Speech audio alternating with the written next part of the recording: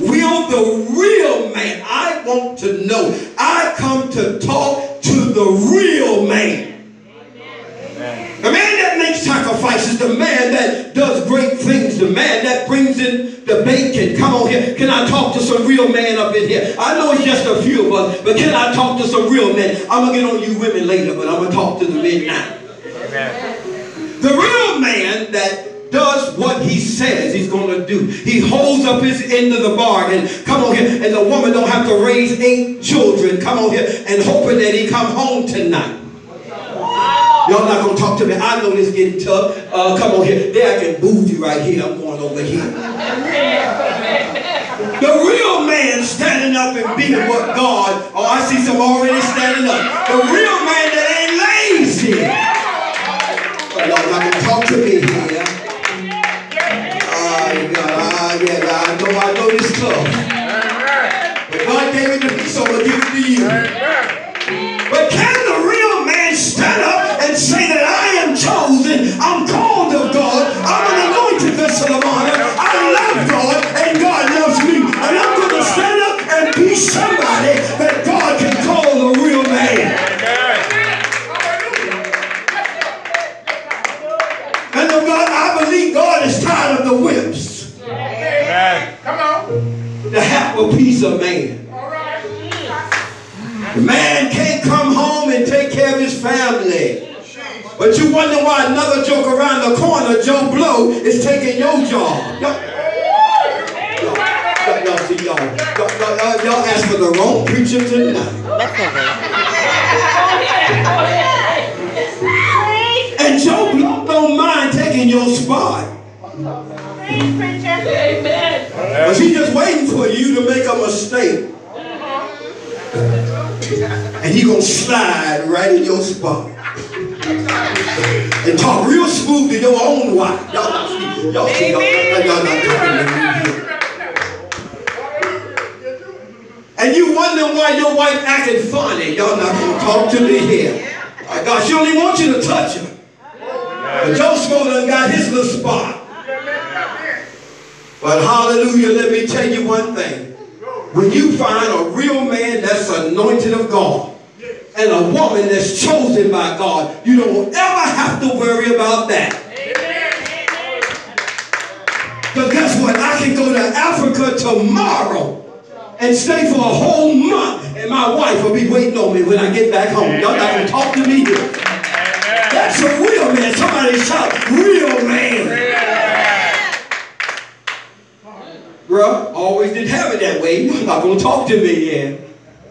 But I thank God for the woman of God standing in the gap, because showing up the man ain't done what he's supposed to do.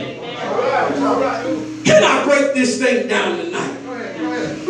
Statistics says that there are 99% of men that are not found in their houses.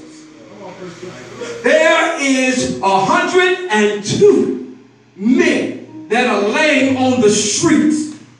There's 562 men, y'all not going to talk to me here, that you will find in jail and in prison. And you'll find over half of them, they don't know whether they're men or they women or what they are. Y'all not going to talk to me here. And last time I checked, God didn't call Adam and Steve. Y'all not going to talk to me here. Y'all not going to help now. He didn't call Adam and Sue. Come on here. But he called Adam and Eve from the foundation in the book of Genesis. When, come on here, he put men to sleep. Gave Adam dominion over everything that creepeth over the earth. Y'all not going to talk to me. Can I talk some foundation here? Come on, I got to talk some foundation here. Come on.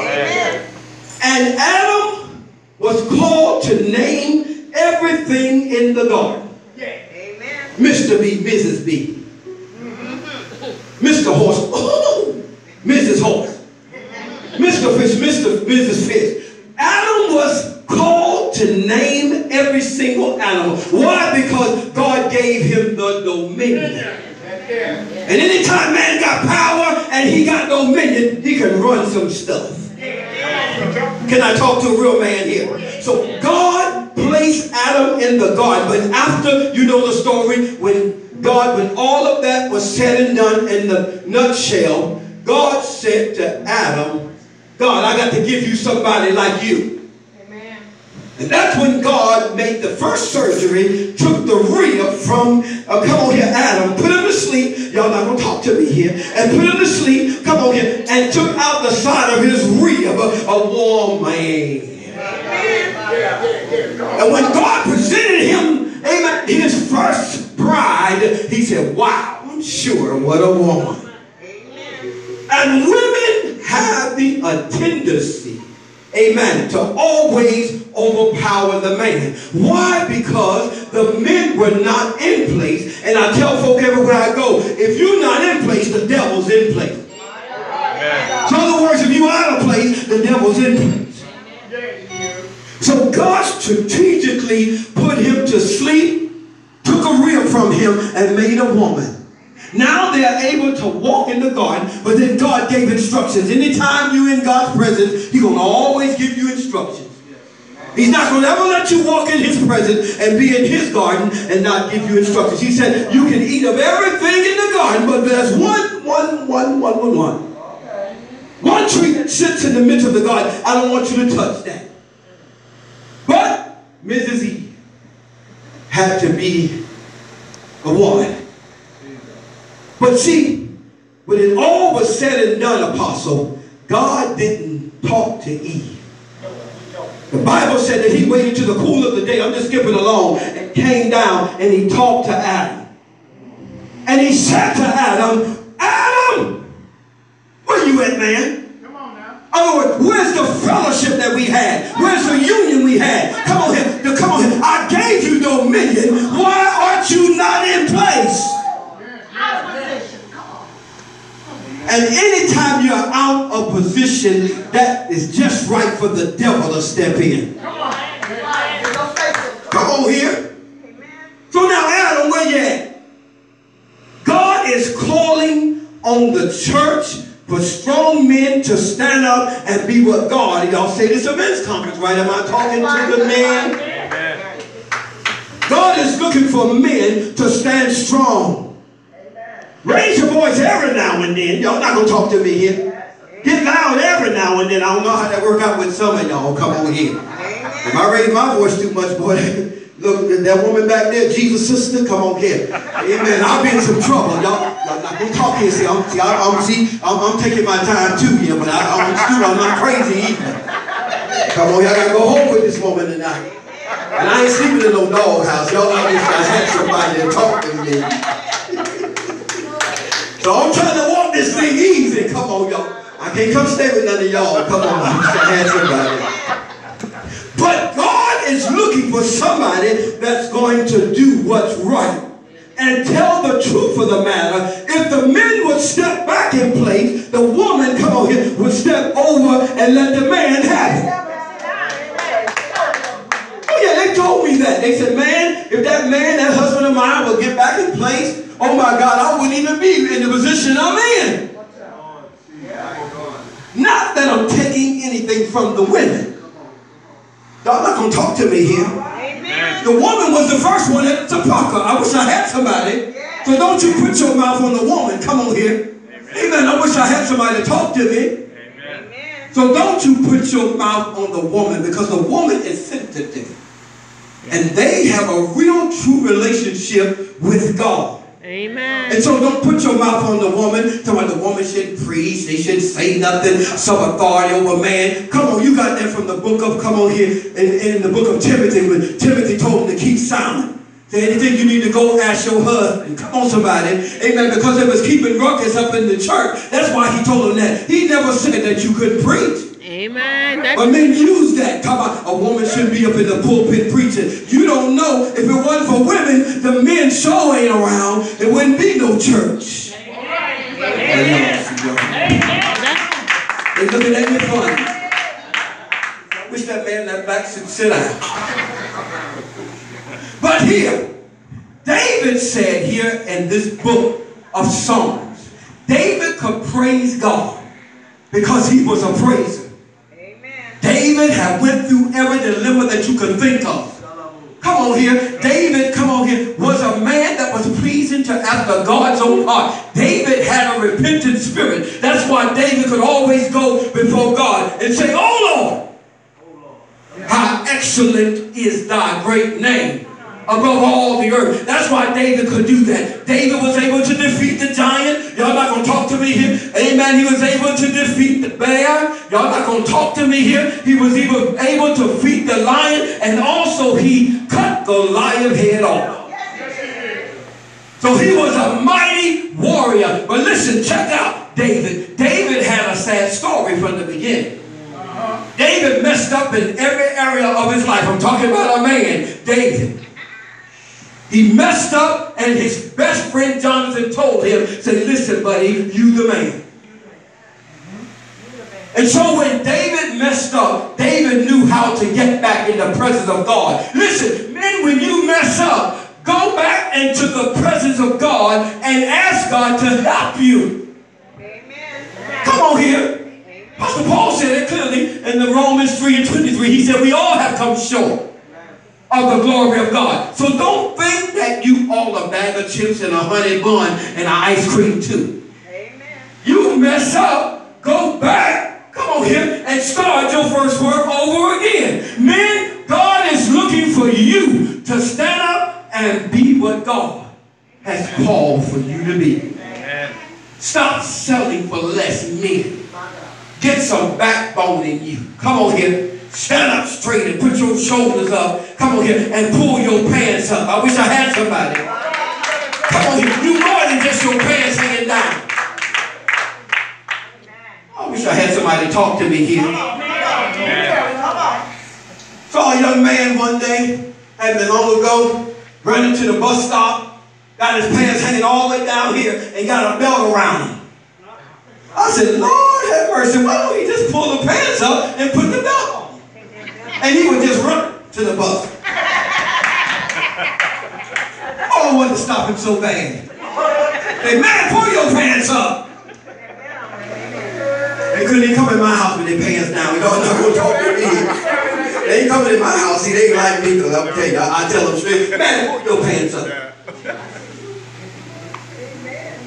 And you know where they got that from? They got it from the jail cell. I wish I had somebody that shows that you the punk for tonight.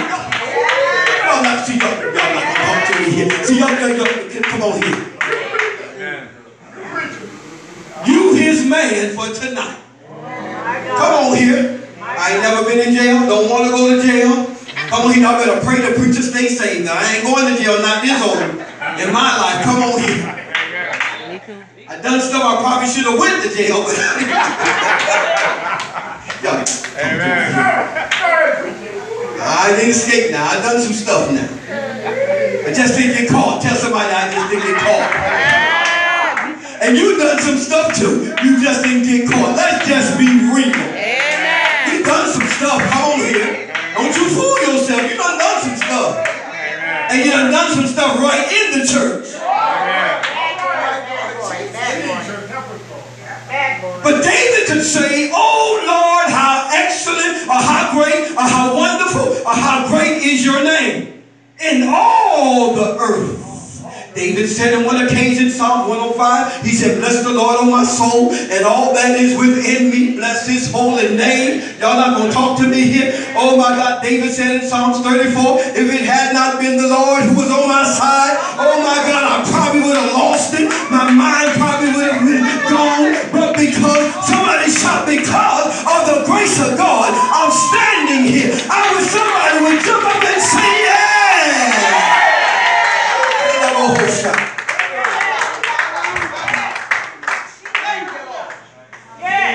Because of his grace.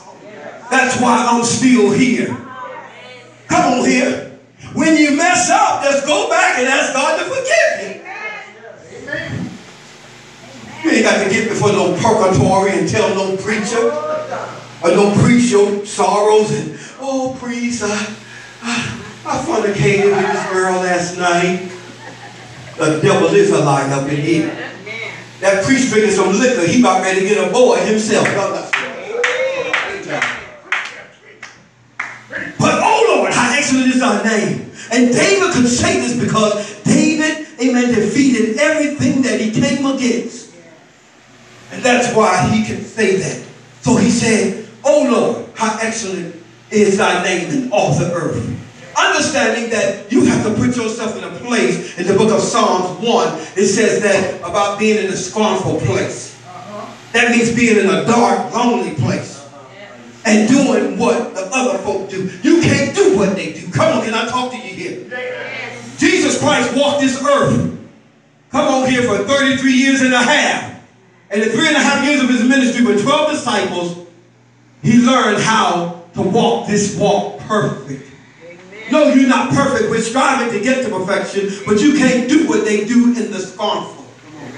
Make your name, other words, different than what the other person are used to. Come on here. If they're used to you being a preacher and they seeing you, come on here. Oh, come on here. You don't need to be sitting. Oh, y'all see, y'all don't want to go here tonight. I don't want to see you in no lottery ticket scratching up. Come on here. Oh, yeah. I don't want to see you. Come on here, doing things that are not right in the sight of God. How can you lead the blind except they all gonna fall in the ditch? And you the preacher, man, you say you called by God. Come on here. You got more preachers falling by the wayside than ever. Got a girlfriend in the church and got a wife on the other side. Amen.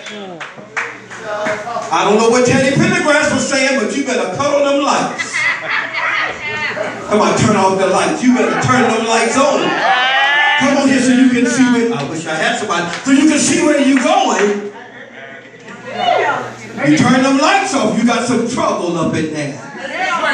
And you got a wife and a family and come over here to feed, and you over there taking care of somebody else's responsibility. How dare you, man? You better stand up and be what God has called for you to be. I don't care who you are.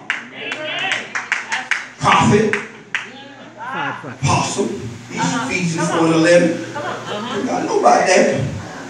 Pastor, teacher.